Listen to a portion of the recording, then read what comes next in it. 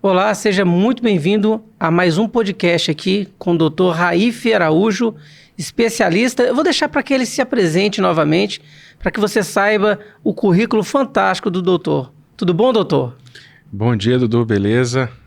Primeiramente é um prazer enorme estar aqui gravando mais um podcast informativo sobre cirurgia plástica, né? Eu acho que a gente precisa de mais informação. Meu nome é Raif Araújo, sou membro titular da Sociedade Brasileira de Cirurgia Plástica, hoje dedicado muito à cirurgia de rinoplastia, cirurgia de desvio de septo, associado à parte estética e funcional do nariz, mas não podemos esquecer jamais de outras cirurgias, como é o caso de hoje, né, que vamos falar um pouco mais sobre cirurgias de contorno corporal. Muito bom, doutor. Então nós vamos aprofundar no assunto hoje da abdominoplastia. Exatamente. E o que é, doutor, a abdominoplastia? Esse nome difícil de falar. Difícil de falar, né? Então, basicamente o próprio nome já diz tudo, né? Que é a plástica do abdômen. É uma cirurgia de contorno corporal, né? Onde realizamos a melhora, a harmonia do corpo da paciente, reduzindo aqueles tecidos que estão em excesso na região do tronco, né? Principalmente a região do abdômen, um pouco de flancos. Basicamente é isso. Essa é a abdominoplastia, a melhora do contorno do abdômen através de uma cirurgia plástica. E no caso dessa cirurgia, ela retira mais gordura, pele, como que ela funciona? Ótimo.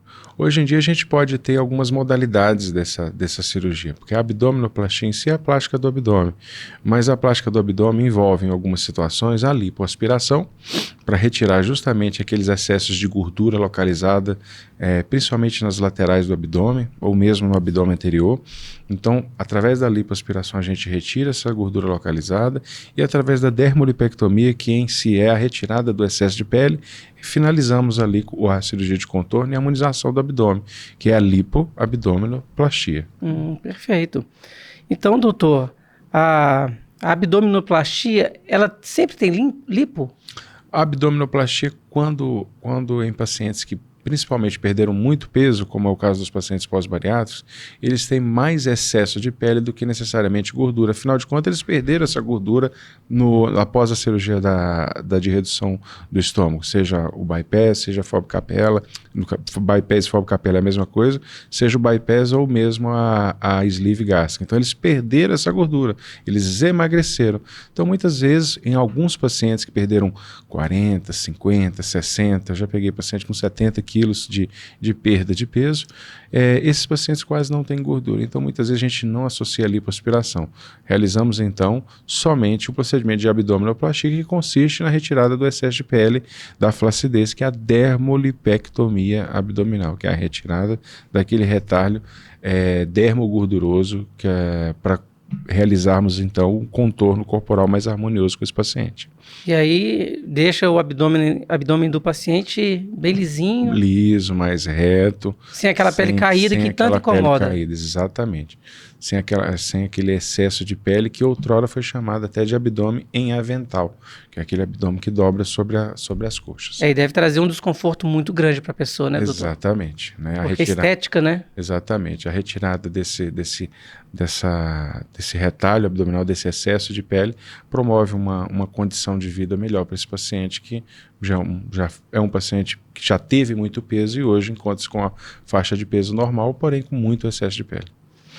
Doutor, aqui, e o peso no pré-operatório é importante para fazer essa cirurgia? É importante, né? Habitualmente, todo paciente que se candidata a uma cirurgia de estética, como uma lipoaspiração junto com a abdominoplastia, esse paciente é o ideal que ele esteja numa faixa de peso considerada normal para altura, para a idade dele. A gente tem que ter essa premissa antes mesmo de operar, porque é um paciente que, se ele está se candidatando a uma cirurgia de contorno corporal, ele precisa ter essa consciência de que mudança no estilo de vida, mudança na alimentação, associar mais atividade física na sua rotina, né? Os hábitos do dia a dia, eles são muito importantes, tanto no pré-operatório quanto no pós. Um paciente que consegue emagrecer para fazer a sua cirurgia, ele consegue também manter o seu resultado a longo prazo. Então, isso é o mais importante. É pegar o paciente nesse ciclo de pensamento positivo com relação ao seu procedimento, né, de autoestima. Às vezes ele se apresenta no início da primeira consulta com um excesso de peso, a gente orienta, a gente organiza, a gente associa aí a outros profissionais como endocrinologistas, nutricionistas, para ajudarem na conquista desse objetivo. Após a redução do peso e ao atingir um IMC, que é o índice de massa corporal, que mais na frente eu posso até comentar sobre, quando ele atinge aquele IMC considerado ideal para uma cirurgia estética, a gente consegue operar e o melhor. Esse paciente ele consegue manter o seu resultado através daquela mudança do estilo de vida que ele adotou no pré-operatório. Porque ele acostuma, né, a manter um hábito saudável, né? Exatamente. Doutor, e existe uma diferença na questão do peso do homem e da mulher? Por exemplo, a mulher ela tem que chegar no IMC dela ideal, mas é lógico que existe alguma margem ali, né? Mínima e máxima. Isso. Entre homem e mulher, existe uma diferença muito grande desse IMC? Porque o homem tem mais massa muscular, né, do que a mulher. Isso. Na verdade, o IMC ele não mede a massa muscular, né? Ele mede o peso sobre a altura ao quadrado. Então, tanto o homem quanto a mulher terão essa... Matemático. É matemático. Perfeito. A massa muscular, a gente vai ter o discernimento através de outros exames, como é o caso da bioimpedância. Bioimpedância que consegue discernir com mais precisão qual porcentagem de gordura que você tem, de massa magra e assim por diante. Então, aí sim você consegue ter maior definição, tanto no homem quanto na mulher, quantos por cento de massa magra e quantos por cento de massa gorda que a pessoa tem. Interessante. E no caso da lipoaspiração, existe algum limite dessa gordura que é lipoaspirada? Existe, né? Hoje a Sociedade Brasileira de Cirurgia Plástica ela trabalha com segurança no procedimento, né? Todas as recomendações são baseadas em artigos, em experiência dos profissionais, em artigos bem sedimentados na literatura. E hoje a gente pode lipoaspirar com segurança até 6,5% do peso corporal. Em algumas referências um pouco mais, 6,9%, outras até 6%. Mas fica em torno de 6 a 7% o volume máximo a ser lipoaspirado. Então, não adianta às vezes o paciente falar assim, doutor, eu estou fora do peso e eu preciso que você faça uma cirurgia que me seque. Não existe essa possibilidade. Se você está fora do peso, você tem outros profissionais melhores que o cirurgião plástico para poder te ajudar. Um endocrinologista, um nutricionista, um educador físico, N profissionais fora da cirurgia plástica para te ajudarem no seu objetivo, que é emagrecer. Afinal de contas, nenhum tipo de cirurgia plástica é feita com finalidade de emagrecimento. Ela é, na verdade, uma cereja do bolo. O paciente já emagreceu, já atingiu seu objetivo, já está numa faixa de peso ideal, aí sim ele pode ser submetido a uma cirurgia de contorno corporal com finalidade estética. Não, e é muito bom, doutor, o senhor ter chegado nesse ponto, porque existem alguns profissionais que nem são cirurgiões mesmo, credenciados e tudo mais, né?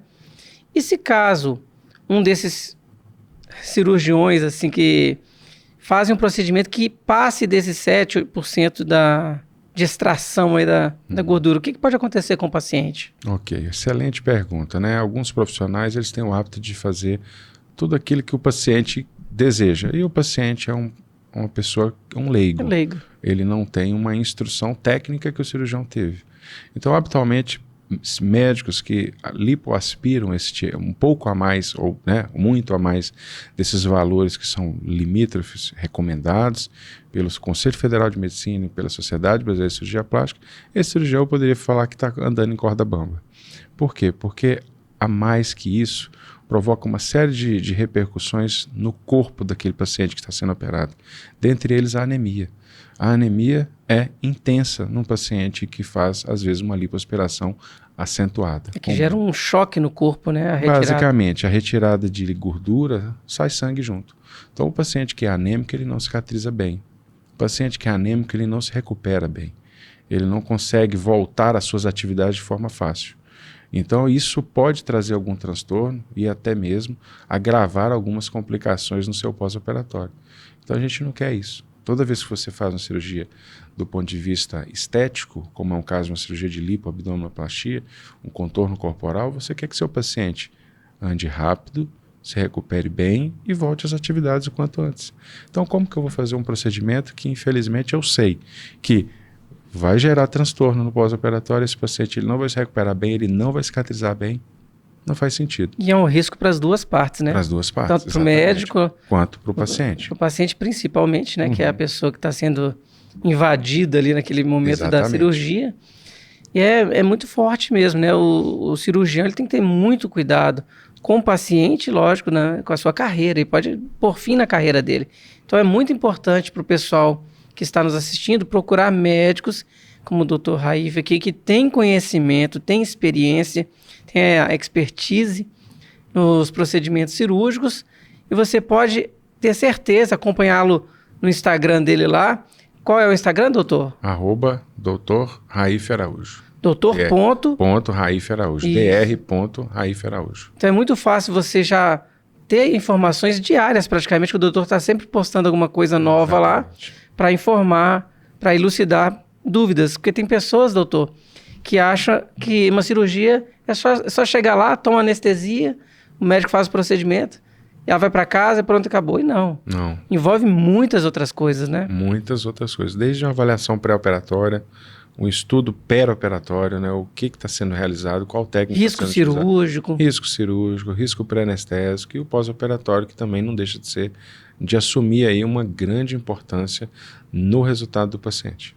Doutor, eu já vi pessoas que quando um cirurgião chega para ela e fala que não vai fazer porque ele está acima do peso, ao invés dela tomar aquilo como um incentivo para ela falar assim, não, então eu vou emagrecer mais, ela vai procurar outro cirurgião. Isso é muito comum. Ela ficar pulando, né, de consultório em consultório para ver se consegue. Isso já aconteceu com o senhor? Já aconteceu sim. A gente às vezes recomenda, né, para o paciente, fala assim, olha, eu acho interessante, né? Nunca a gente é enfático e às vezes a gente não determina uma ordem. A gente sempre coloca de forma bem tênue, bem atenuada. Olha, eu acredito que, eu acho interessante que seja...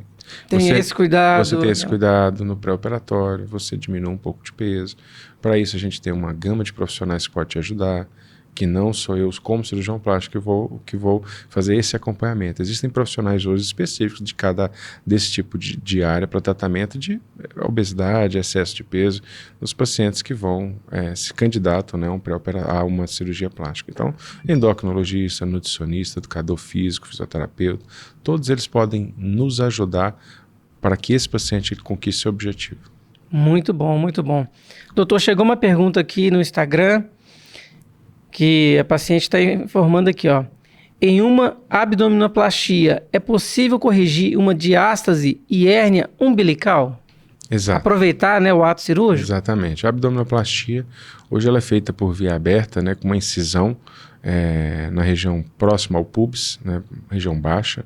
Chama isso de abdominoplastia com incisão convencional. E através dessa incisão a gente vai dissecando e abrindo os tecidos e acessa ali a região da musculatura do reto abdominal. E habitualmente, pacientes que se encontram, que já tiveram filhos ou mesmo que já tiveram um peso bem maior do que o apresentado naquele momento, eles têm uma diastase abdominal, uma diástase abdominal.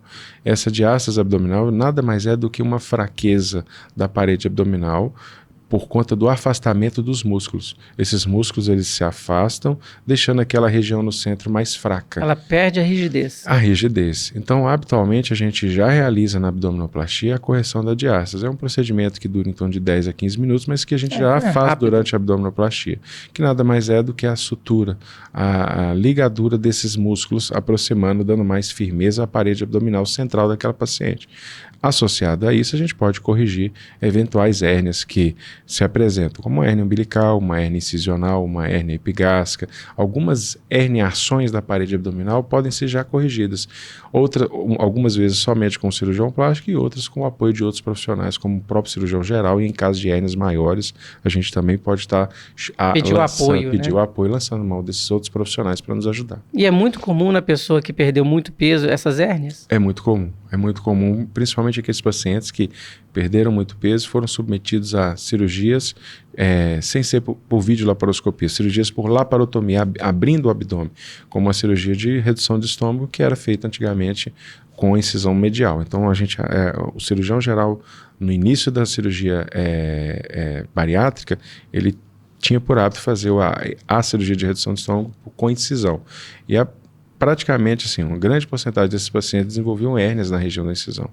Então, é comum a gente fazer esse tipo de correção pós redução de peso por cirurgia bariátrica com incisão de laparotomia. E essa hérnia com essa incisão, era por causa da amarração da costura ali? Não. Do organismo da pessoa mesmo, exatamente. Né? Às vezes... Porque como você tinha puxar da pele? Não, quando você tinha muito tecido, você apresentava assim com excesso de peso, sua gordura visceral, suas vistas eram muito maiores, né, em tese, do que hoje após o emagrecimento. Então esses pacientes, pelo fato de terem vísceras muito grandes, eles poderiam, com o esforço, apresentar algumas herniações, que é justamente com uma leve abertura, basta uma pequena abertura no local da incisão, que aquilo ali vai se pronunciar e às vezes vai ter um deslocamento de material intraabdominal, se formando-se ali aquele saco, aquela saca herniária, que é uma hérnia incisional pela incisão. E tem pessoas que têm hérnias enormes, né? Tem, algumas hérnias até com perda de domicílio, com intestino. Eu já vi pessoa que salta mesmo do corpo da pessoa. Exatamente. Dá uma certa agonia e a pessoa realmente tem que procurar um cirurgião, porque não tem jeito. Doutor, e o senhor pesa o excesso de pele que é retirado aí do paciente? Qual que é o máximo que o senhor já retirou? Já tirei 9 quilos numa abdominoplastia que a gente chama abdominoplastia em âncora, quando a gente retira o excesso central de flacidez. O paciente se apresentava, era pós-bariátrica e ela tinha grande quantidade de tecido.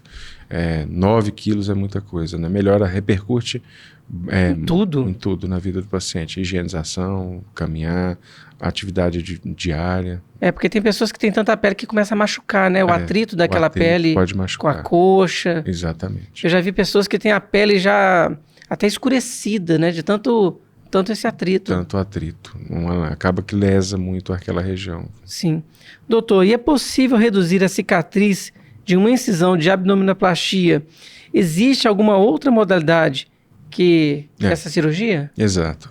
Existem algumas modalidades na abdominoplastia, dependendo do quanto você tem de flacidez. Eu costumo falar para o paciente o seguinte: as suas incisões na abdominoplastia são tão maiores quanto haja a necessidade de retirada de pele. Então, aqueles pacientes que se apresentam muito flácidos, as cicatrizes são muito grandes. Não tem jeito. Pacientes que se apresentam com uma flacidez pequena, um excesso mais central de flacidez, muito possivelmente a gente pode lançar mão da mini abdominoplastia, que são incisões menores. Então, quanto mais excesso de pele, quanto mais flacidez, maiores são incisões. Às vezes até com incisões indo para a região mais lateral do corpo e às vezes indo para a região dorsal, que é o caso das flancoplastias associadas à abdominoplastia. Isso é comum e depende muito do grau de flacidez do paciente. Essa semana eu até observei lá no seu Instagram que o senhor fez, né? Uma cirurgia no flanco da paciente. Fiz por... Foi nela e no marido até? Exatamente. Interessante. Então os dois foram... Os dois foram. Retornaram ontem no consultório, a evolução está muito bem.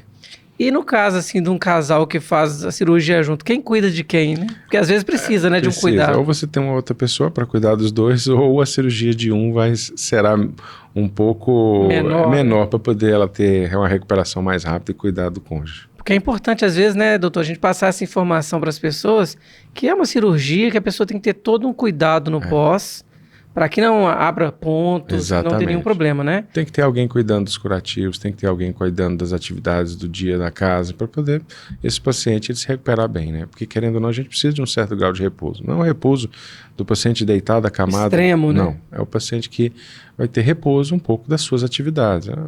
Atividades de vida diária, que é cozinhar, né? Mexer com coisa na casa. Então, essas coisas você tem que dar um tempo. Alguém tem que te ajudar. Na verdade. E mais ou menos quanto tempo a pessoa fica nesse repouso, pelo menos nesse repouso mais intenso? Intenso? Eu diria que é algo próximo a 5 a 7 dias. É bem rápido. É rápido. Rápido assim, né? Mas mesmo esse repouso intenso, eu quero que esse paciente ande, ele faça uma caminhada em torno de 10 minutos a 15 minutos a cada 2 ajudar, horas. Né, para ajudar na recirculação, para se recuperar um pouco mais rápido, para que não haja risco de trombose, porque alguns pacientes ficam muito tempo acamados, riscos de complicações no pós-operatório aumentam, dentre eles a trombose. Então, a gente tem que colocar o paciente para fazer uma deambulação precoce, ele tem que andar mais rápido, isso vai ajudar na sua recuperação. E geralmente o paciente que faz esses procedimentos, ele tem que usar aquela meia de trombose? Exato, existem alguns meios de prevenção da trombose. A profilaxia química, através do uso de medicamentos, a enoxaparina é um deles, né, o conhecido como Versa, Clexane, entre outros. A profilaxia mecânica, que é a partir do uso de meias de compressão antitrombóticas. Aí existem algumas modalidades, a meia que pega do joelho para baixo, outras acima do joelho até a região do calcâneo. E existe a profilaxia também mecânica, que é a bota de compressão pneumática intermitente. Essa bota de compressão pneumática intermitente ela é usada durante o seu procedimento e após. Então, basicamente, o paciente ele sai da sala de recuperação pós-anestésica usando a bota e fica no leito usando a bota durante um tempo até receber alta. Quando ele recebe alta, aí a gente espera que o efeito da compressão pneumática intermitente seja idêntico ao caminhar. Então, por isso que a gente fala, vamos caminhar, vamos andar, deambulação precoce, ali algo próximo a 10 minutos de caminhada, de 15 em 15 minutos, de 2 em 2 horas, para poder o paciente retornar às suas atividades de forma espontânea. E também ajuda também até na eliminação de líquidos, né, também. Drenagem, drenagem, né? Ajuda muito. Então, doutor, e quais são as tecnologias que atualmente, né, estão sendo usadas nesse procedimento?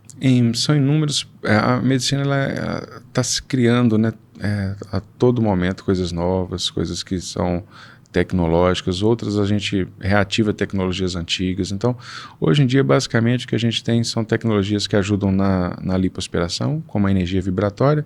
Para isso, a gente tem o vibrolipoaspirador, né? Em outras situações, para uso e utilização de tecnologias com a finalidade de retração de pele, como é o caso do Renuvium, BodyTite, entre outras.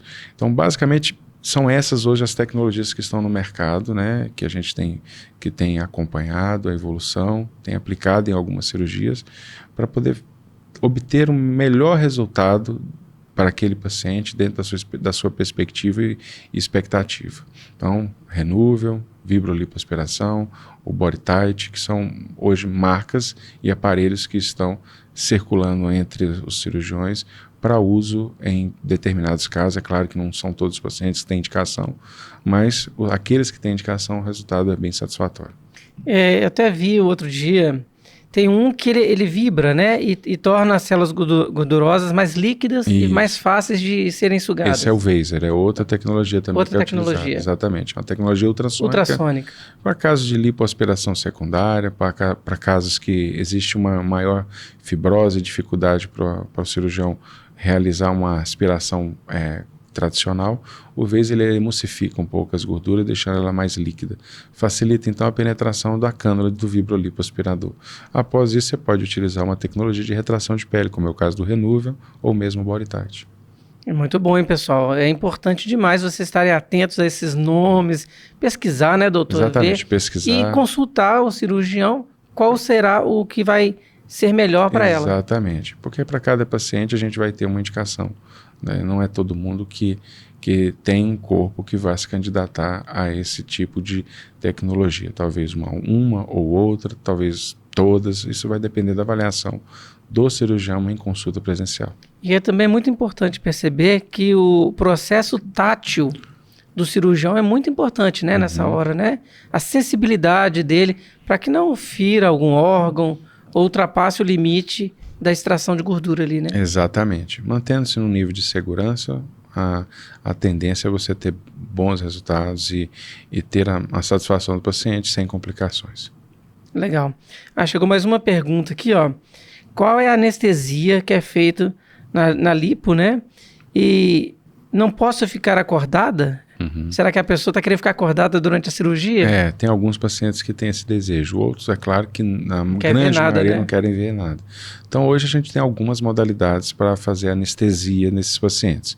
Né? Eu não sou anestesista, a gente sempre trabalha com equipes que são muito bem treinadas e não basta ser só anestesista, tem que ter um vínculo e ter um comprometimento de estudar um pouco mais sobre anestesia na cirurgia plástica. Então, esses anestesistas que trabalham conosco são muito bem treinados com esse tipo de procedimento. Especializados mesmo. Especializados. Então, basicamente, você tem algumas modalidades como anestesia geral para fazer abdominoplastia, lipoabdominoplastia, anestesia peridural, né? Isso não implica que o paciente vá ficar acordado, porque habitualmente é associado uma sedação para esse paciente. Então, na maioria das vezes é peridural com sedação. A venosa. Exatamente, sedação venosa. Porque hoje em dia tem algumas sedações para cirurgias quando são menores, né? Que são ingeridas, né? Tem alguns comprimidos que você pode... Que ajudam, né? Mas é mais para relaxar. Para relaxar, né? Mas não deixa o paciente inconsciente. As cirurgias com sedação venosa, mas a anestesia peridural, que é um bloqueio, né, da coluna, promove ali uma analgesia, o paciente não sente dor, e promove uma sedação, o paciente está inconsciente. E às vezes até uma anestesia combinada, que seria anestesia geral com a anestesia peridural e sedação. Para maior conforto, né, do paciente. Exatamente. Que é importante, né, que o paciente também é um momento que ele não pode se mexer, não pode sentir dor. Senão ele vai atrapalhar um pouco o procedimento. Sem dúvida. Olha aqui, hoje a enquete que foi feita no Instagram tá muito boa, hein? Então aproveita aí, gente, segue aí, ó, @dr.raif, com 2 Fs, Exatamente. Araújo. Estou acima do peso. Posso fazer uma lipo HD?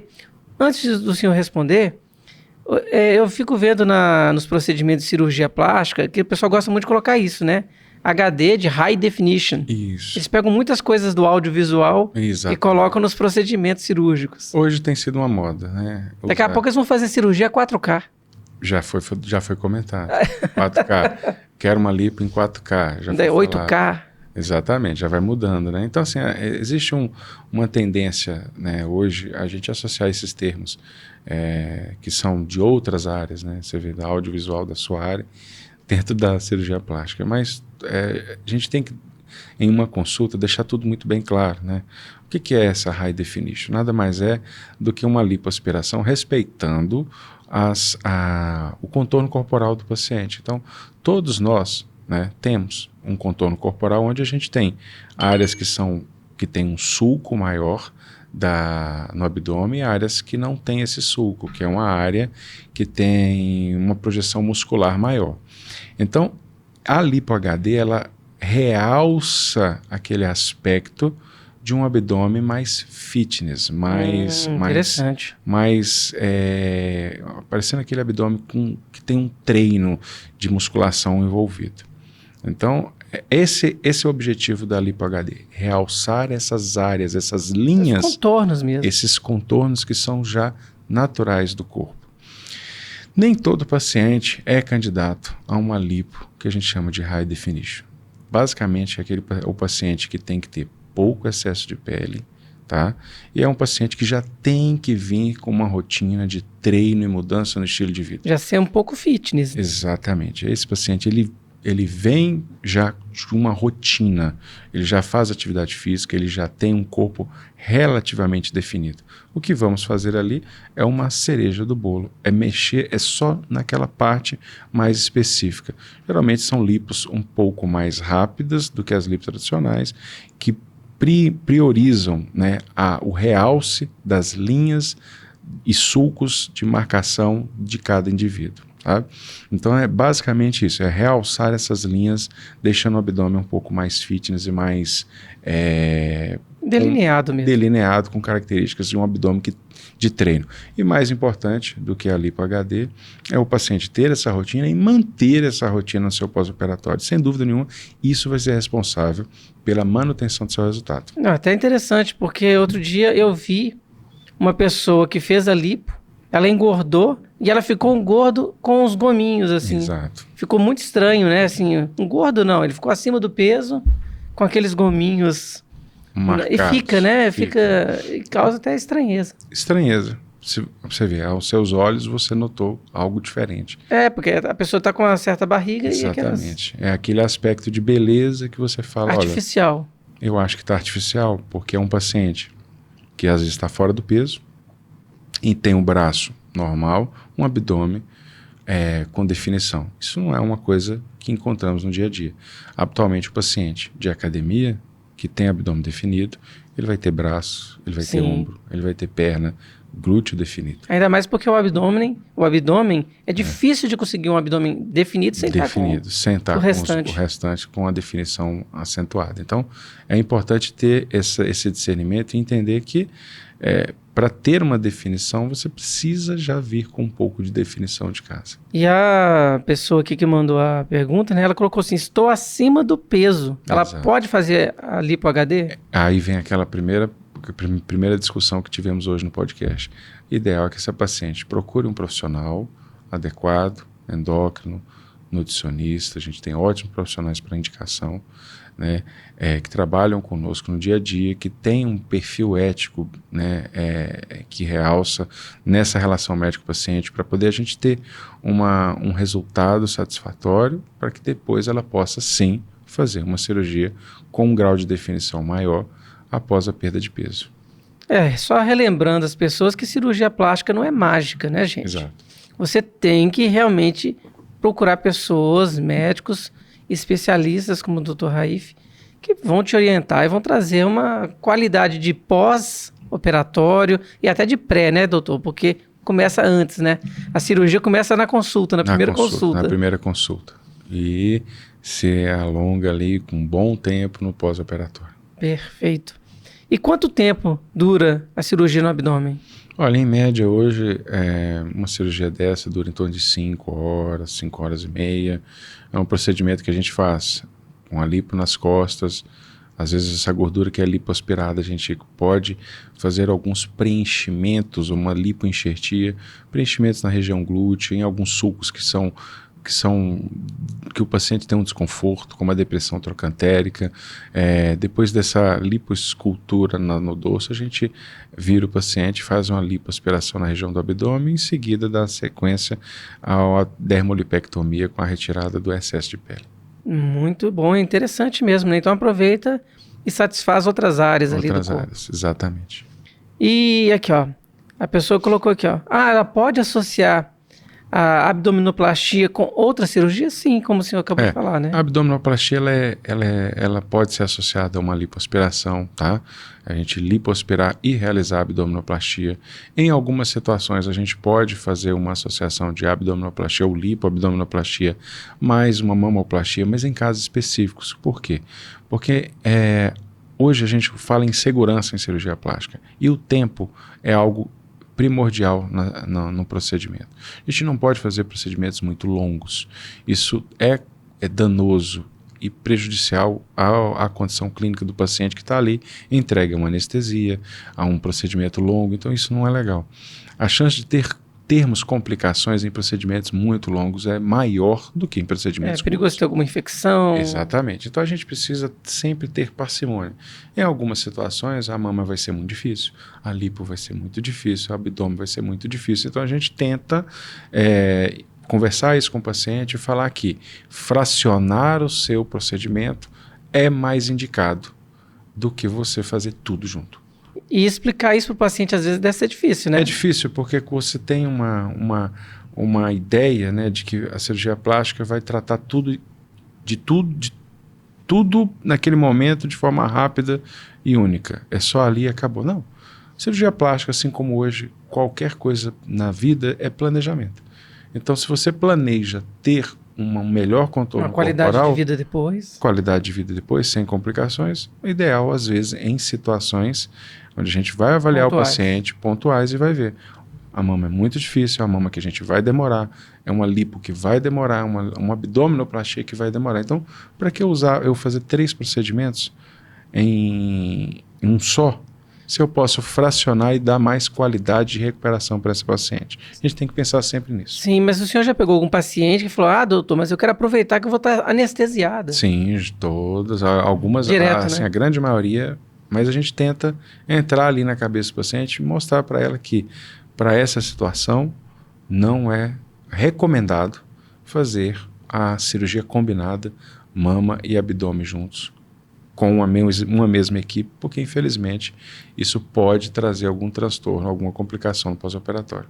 Não, outro dia assistindo desses canais gringos, né, que fazem cirurgia plástica, eu vi lá a paciente fez lipo, fez seio e acho que ainda mexeu no glúteo, assim. Logo quando ela saiu na maca, ela começou a saltar quando foi pensando no efeito, né, da anestesia, começou a saltar, pular na maca. E eu falei, gente, que absurdo, né? Parecia que entrou em choque. Exatamente. E como que um doutor reage numa situação dessa? Não sei ao certo qual foi o mecanismo que fez ela saltar, né? Saltar que eu falo assim, ela ficava tremendo tanto, né? O corpo. Tremendo, né? Algumas características são vistas, né? Alguns sinais e sintomas são vistos no pós-operatório. Tremer pode acontecer isso, principalmente porque o paciente ficou muito tempo ali anestesiado, a sala climatizada, né? Isso pode ter um efeito de frio, o paciente pode sentir frio. Então, é necessário às vezes o aquecimento desse paciente durante o procedimento e após, para que ele possa ter uma melhor recuperação do ponto de vista anestésico e cirúrgico também. Então, lembrando, segurança, o paciente tem que estar a gente tem que estar em um ambiente seguro. E a proposta cirúrgica também tem que estar relacionada à segurança. Nunca fazer procedimentos muito longos, porque acontece justamente isso. O paciente vai passar de recuperação frio, espoliado e extremamente fraco. Então isso a gente tem que tomar cuidado e tem que ter parcimônia ao indicar o procedimento. O paciente que vai fazer a cirurgia, né, essa lipo, ele tem que ir em jejum? Jejum. Né? Geralmente, quanto tempo? Aproximadamente 8 horas de jejum. Estômago vazio para fazer esse tipo de procedimento. Né? Claro que o estômago tem algumas secreções, atualmente ele já produz, sem você ingerir, algumas secreções. Então tem ali em torno de algo próximo a 20, a 100 ml, não sei ao certo. Mas sem comida, né? Não pode ter resíduos. Você não cumpre o jejum, você vai para uma cirurgia com resíduos no seu estômago, isso é ruim, porque em um eventual vômito, você pode ter uma aspiração desse conteúdo. Isso é extremamente danoso e prejudicial. Então, e o senhor já pegou algum paciente que mentiu nesse caso? Já. Comeu alguma coisinha que não podia? Já. A gente, nesse caso, identifica que houve um erro aí no seu jejum, suspende a cirurgia até completar as 8 horas de jejum. Então, realmente, o paciente não tem como enganar. Não pode. O ideal não é enganar, tem que falar a verdade. Doutor, e quais os riscos de uma abdominoplastia? O paciente tem que estar ciente de que qualquer procedimento cirúrgico hoje tem riscos, tá? Inúmeros riscos, né? Seja uma cirurgia simples, às vezes uma extração de um nervo, de uma lesão de pele, até mesmo uma cirurgia mais complexa, uma abdominoplastia, uma rinoplastia, uma mamoplastia, dentro da cirurgia plástica, entre outros. Então existem riscos. Riscos como anemia, conforme eu já falei, hematomas, sofrimentos teciduais podem acontecer, principalmente naqueles pacientes que têm o tabagismo associado na sua vida diária. Então, o paciente que fuma, infelizmente, pode ter mais riscos do que o paciente que não fuma. Então, o paciente tem que ter essa ciência, e o mais importante é a gente ter esse discernimento no pré-operatório. Conversar através de uma anamnese bem feita, falar, olha, você fuma? Olha, vamos fracionar seu procedimento, vamos diminuir um pouco o tempo cirúrgico, porque o paciente que fuma tem mais riscos. Pacientes diabéticos, hipertensos, com outras comorbidades, dislipidêmicos, têm riscos também de realizar esse procedimento e ter complicações como trombose, né? Então, assim, são N fatores que a gente leva em consideração. Minimizar os possíveis. Minimizar, exatamente, problemas. Então, e sabendo das comorbidades desse paciente, a gente consegue traçar um plano terapêutico mais adaptado e individualizado para aquela situação. O senhor acabou de falar aí do fumante. Isso. Né? Qual o risco assim que o fumante tem muito maior do que uma pessoa que não é fumante. O tabagismo, né? O que é que gera, né, no corpo da pessoa? Gera um processo inflamatório crônico. O paciente que tem o hábito de fumar, ele já é inflamado, né? Ele, por si só, ele já tem um processo ali que é contínuo de inflamação. Todo paciente que tem esse processo de inflamatório crônico, às vezes até um paciente que é obeso também tem essa inflamação crônica, ele, ao ser submetido a um procedimento invasivo, ele pode ter naquele procedimento alguns fatores que são protrombóticos, né, como a manipulação de gordura, procedimento longo demais. Então são fatores protrombóticos que favorecem ou são fatores de risco para que o paciente tenha uma manifestação, uma trombose, por exemplo. Então, esse risco maior acontece em pacientes que fumam, pacientes que já vêm de casa com uma doença, como a trombofilia, pacientes que fazem uso de anticoncepcional, por isso a gente pede a suspensão desse anticoncepcional em média 1 mês antes do procedimento cirúrgico da plástica, e entre outros procedimentos, porque são fatores que podem facilitar, tá, a manifestação de trombose venosa. E a trombose venosa ela pode se complicar em algumas situações com tromboembolismo pulmonar. Então, uma trombose ela pode se disseminar através do pulmão, né, causando um quadro mais grave de instabilidade no paciente. Então, a gente tem que tomar cuidado. Esse paciente que fuma, a gente tem que lançar toda a atenção nesse paciente e tentar minimizar os riscos através do fracionamento de procedimentos, através da cessação, né? O paciente tem que cessar o uso do cigarro, pelo menos em torno de 3 meses antes do procedimento, para que ele entre em um quadro um pouco menos inflamado, para que ele possa fazer o procedimento com menos risco de complicação. E doutor, hoje em dia a gente tem visto muitas pessoas, principalmente os jovens, utilizando aquele cigarro eletrônico, né? O Isso, vapor. O vapor. Mesmo problema do cigarro comum. Mesmo efeito. Acredito que pelos estudos pior, agora são piores. São piores. Eles causam impregnação pulmonar e tem uns riscos bem mais acentuados do que o próprio cigarro normal que a gente tem visto no dia a dia. Não dá para entender porque que a pessoa usa para a cirurgia plástica a gente tem que colocar isso na cabeça do paciente. O ideal é cessar o tabagismo. Profissionais que ajudam nessa lida com esse vício, um pneumologista, um psicólogo, a gente pode lançar a mão disso para que o paciente adquira o seu objetivo de parar de fumar para ele ser submetido a um procedimento. E tomara que a pessoa pare de fumar, né? Exatamente. Na maioria das vezes, eu já peguei paciente que a gente recomenda, vamos parar, pelo menos 3 meses antes do procedimento, ele para e não volta mais. Uma alegria, bom, né? porque uma vantagem, é uma vantagem. Esse paciente ele foi submetido a um procedimento, né, de cunho estético, obteve seu resultado e de sobra parou de fumar. Então, que vai prolongar a vida dele durante um bom tempo. Exatamente. Um outro detalhe que eu pensei aqui agora, doutor, é o seguinte. O senhor falou que a pessoa que quer fazer a mulher, né, ela tem que parar de tomar o anticoncepcional. Isso. Já aconteceu, num caso esporádico assim, a pessoa parar de tomar o anticoncepcional e ficar grávida e não saber, por exemplo, na hora da lipo, é feito algum exame anterior?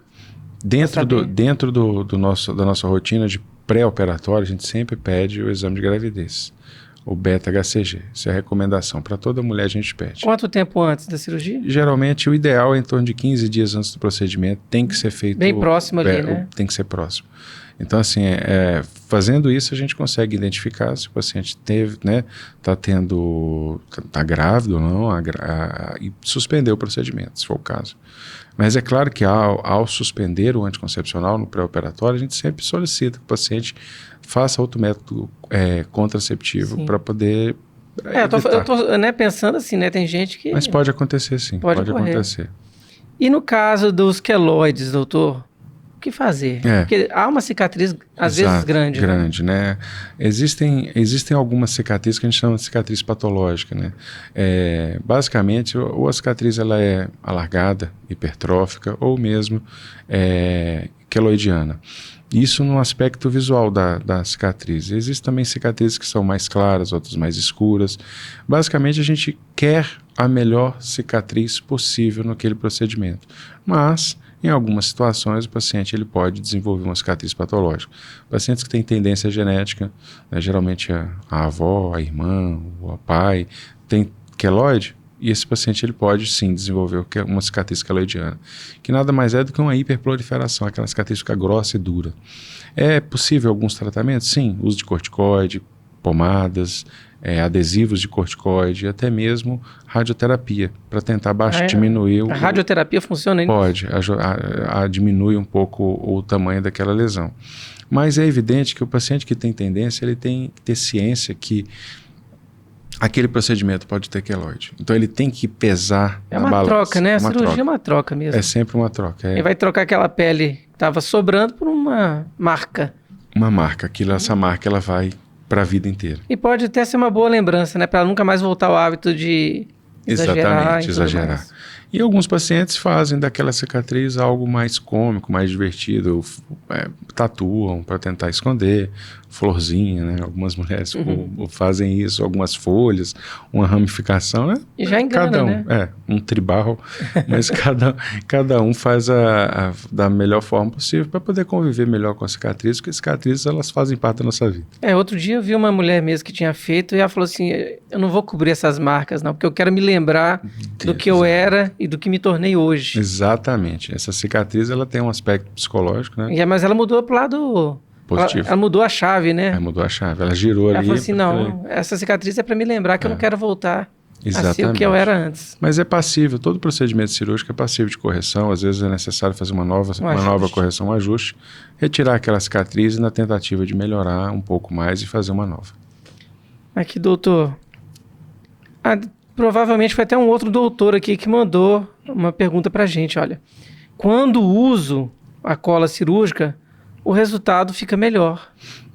Tá. Ou varia de acordo com a pessoa? Na verdade, a cola cirúrgica ela é um instrumento que vai nos ajudar no pós-operatório, principalmente com relação ao conforto do paciente. A cola não vai substituir, no meu caso, nenhuma das minhas suturas que eu faço para fazer o fechamento daquela ferida. A cola ela vem para causar uma impermeabilização daquela ferida, daquela cicatriz, isolando ela do meio externo. Ou seja, o que ajuda?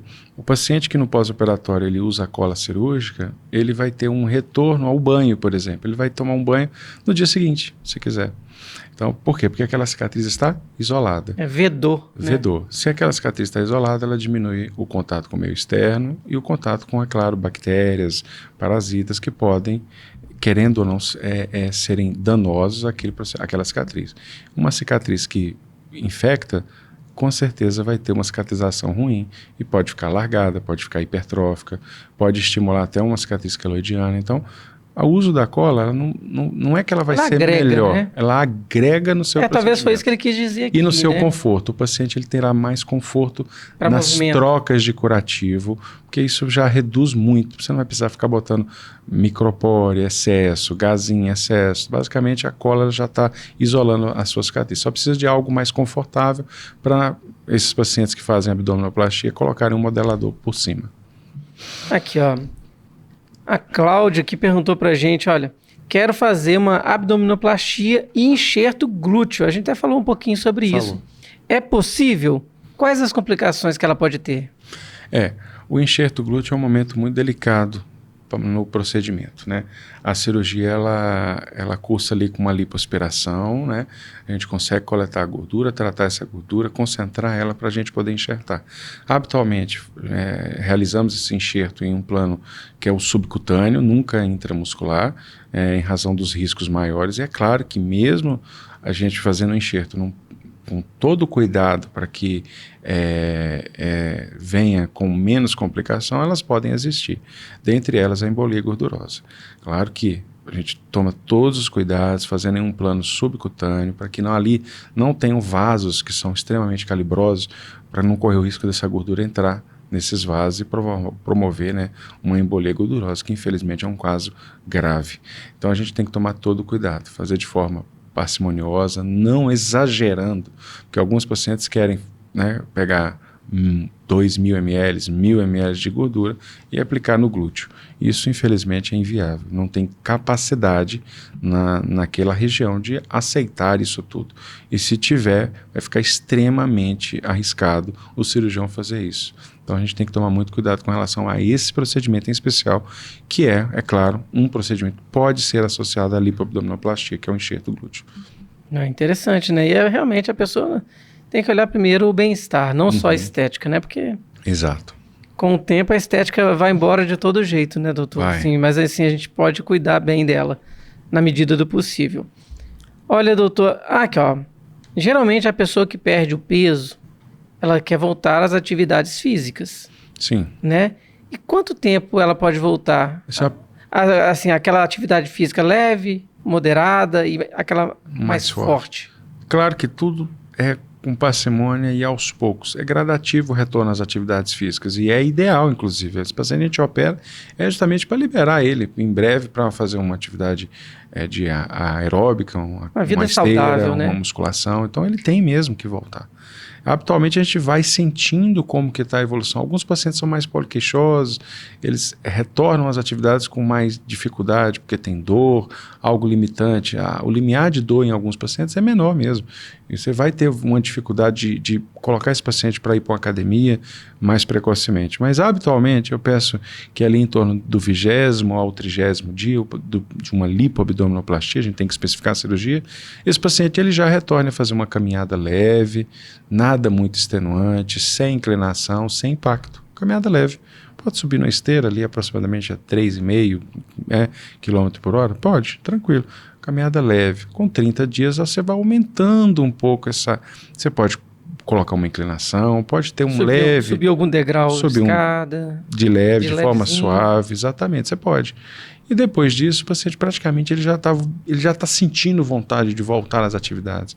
Aí você vai associar uma atividade de mais impacto, 45 dias, corrida, se quiser fazer uma corrida um pouco maior. Aí a atividade de musculação é aos poucos também. Iniciamos ali no caso de uma lipoabdominoplastia, com membros superiores, por exemplo. Sim. Você não operou os braços, você operou praticamente o abdômen e ali tem um contato mais íntimo com a perna. Então, membros superiores pode. Com 2 meses, membros inferiores, ainda sem abdominal, e com 3 meses a gente libera para fazer praticamente tudo. O paciente pode malhar membro superior, fazer membro inferior, abdominal, fazer uma atividade mais forte e extenuante. Interessante esse detalhe. E, por exemplo, se a pessoa fizer uma hidroginástica que tem um impacto menor? Ótimo, muito bom. Tem alguns que têm acesso a esse recurso. Pode, sim. Geralmente, algo próximo ali em 30 dias já pode fazer uma hidroginástica de forma bem suave. Não vai ter impacto, suave. Não tem impacto, é suave, é de forma gradual. Então, a pessoa que quer fazer o UFC é só depois de um ano, né? Isso aí. É jiu-jitsu. Jiu-jitsu, hein? Nossa, Deus. Exatamente. Doutor, e o senhor recomenda fazer a mama e o abdômen juntos? Em algumas situações a gente realiza. Depende do estudo do caso. Estudo do caso. Às vezes uma mama mais fácil de ser feita, uma mamoplastia de aumento, que tem uma duração menor, a gente pode associar com a abdominoplastia, sim. Não vejo problema nenhum. O difícil é fazer situações onde a gente tem um grau de dificuldade maior em ambos os procedimentos ou em um deles em separado. Isso vai prolongar a cirurgia e a gente corre contra o tempo. A cirurgia ela tem que ser concisa, tem que ser objetiva em um tempo menor, para a gente poder adquirir, chegar ao resultado que o paciente deseja com o menor tempo possível. E o senhor deve acompanhar bastante isso daquela mulher, por exemplo, que perde muito peso, a mama cai. Isso. Então é bem provável que ela peça para fazer a lipo e às vezes querer colocar uma prótese. Exatamente, né? Isso pode acontecer. Porque a prótese relativamente é rápido o procedimento dela, né? Dependendo da situação. Se tem que fazer mastopexia ou não. Se for mastopexia, geralmente demora mais. Então a gente tem que estar ciente do grau de dificuldade de cada procedimento separado e quando associados, para a gente não ter um prolongamento, uma cirurgia muito demorada que possa trazer algum risco para o paciente. E hoje, doutor, é mais homem ou mulher que faz? Grande maioria é mulher, mas hoje a gente tem uma procura cada vez maior de homens, né? Com essa perspectiva de melhor estética. Homens estão fazendo muito mais atividade física hoje do que antigamente, né? Por questão de ajuste, né? No tempo e tudo mais. existe sim uma procura. Acabou-se um pouco daquele estigma de que o homem não procurava, né? O homem não se cuida, não né? Se cuida. Hoje o homem ele cuida um pouco mais da pele, do corpo, cabelos e tudo mais. Hoje uma procura de implante capilar muito grande e também da cirurgia de contorno corporal, sim. Os homens eles estão cada vez mais vaidosos com relação a isso e procuram um procedimento para harmonizar melhor o corpo. Perfeito, doutor. Tem mais alguma coisa que o senhor queira acrescentar? Alguma pergunta que às vezes chega no seu consultório? Ou a gente conseguiu concatenar bastante essas informações aqui nesse podcast? Conseguiu. Acho que a grande maioria dos questionamentos estão dentro dessa gama de perguntas que foram feitas aí pelos seguidores. Eu acredito que esse podcast ele vai informar, ele vai, né, agregar a essas pacientes que desejam fazer ou já fizeram ou querem fazer novamente algum procedimento de contorno corporal, né? No caso, abdominoplastia, mamoplastia, a gente tem alguns outros podcasts que pode também elucidar isso. Então, acho que basicamente é isso. A dúvida do consultório, o grande geral, né, desse procedimento está dentro disso que foi perguntado. E claro, pessoal, você que precisa aí de mais informações, o Instagram do Dr. Raif é dr.raif com 2 Fs, Araújo, tudo junto no caso, e você pode ir lá mandar no direct dele.